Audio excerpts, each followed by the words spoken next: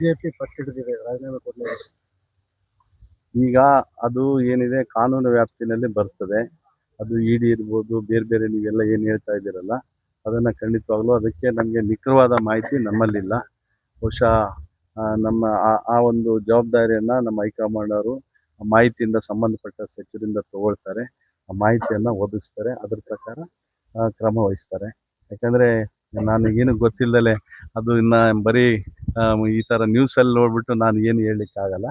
ಖಂಡಿತವಾಗ್ಲೂ ಅದಕ್ಕೇನಾದರೂ ಇದ್ದರೆ ಆ ಮಾಹಿತಿಯನ್ನು ತಗೊಂಡು ನಮ್ಮ ಮಾಹಿತಿಯನ್ನು ಒದಗಿಸೋಂಥ ಕೆಲಸ ನಮ್ಮ ಹೈಕಮಾಂಡ್ ಅವ್ರು ಮಾಡ್ತಾರೆ, ನಮ್ಮ ಮುಖ್ಯಮಂತ್ರಿಗಳು ಮಾಡ್ತಾರೆ, ನಮ್ಮ ಸಂಬಂಧಪಟ್ಟ ಸಚಿವರು ಕೂಡ ಮಾಹಿತಿಯನ್ನು ಕೊಡ್ತಾರೆ. ಇವತ್ತು ಸಿಎಂ ದೆಹಲಿಗೆ ಹೋಗಿದ್ದಾರೆ, ಖಾತೆ ಹಂಚಿಕೆ ಇವತ್ತೇ ರಾತ್ರಿ ಆಗೋ ಸಾಧ್ಯತೆ ಇದೆ. ತಮ್ಗೆ ಯಾವ ಖಾತೆ ಅಂತ ನಿರೀಕ್ಷೆ ಇದೆ? ನನಗೆ ಈಗಾಗಲೇ ಹೇಳಿದಂತೆ ನಮ್ಮ ಜಿಲ್ಲೆಯಲ್ಲಿ ನನ್ನನ್ನು ಮಂತ್ರಿಯಾಗಿ ನಮ್ಮ ಹೈಕಮಾಂಡ್ ಅವರು ಏನು ಮಾಡಿದ್ದಾರೆ ಅದು ಒಂದು ಅದೇ ನನಗೆ ಎಲ್ಲೋ ಒಂದು ಕಡೆಗೆ ಮಂತ್ರಿ ಸಿಕ್ಕಿದೆಯಲ್ಲ ಅಂತೇಳಿ ನಾನು ಸಮಾಧಾನವಾಗಿ ಸಂತೋಷವಾಗಿ ಏನು ನನಗೆ ಕೆಲಸ ವಹಿಸಿದ್ದಾರೆ, ಏನು ಪ್ರಕೃತಿ ವಿಕೋಪದ ಉಸ್ತುವಾರಿಯಾಗಿ ಅದನ್ನು ನಾನು ಮಾಡ್ತಾ ಇದ್ದೀನಿ. ಖಂಡಿತವಾಗ್ಲೂ ಅವ್ರು ಯಾವುದೇ ಖಾತೆಯನ್ನು ಕೊಟ್ಟರು ಕೂಡ ಸಂತೋಷದಿಂದ, ಎಂಥದೇ ಖಾತೆ ಇದ್ರೂ ಅದಕ್ಕೆ ನ್ಯಾಯ ಕೊಡೋಂಥ ಕೆಲಸ ನಾನು ಮಾಡ್ತೀನಿ. Thank you sir.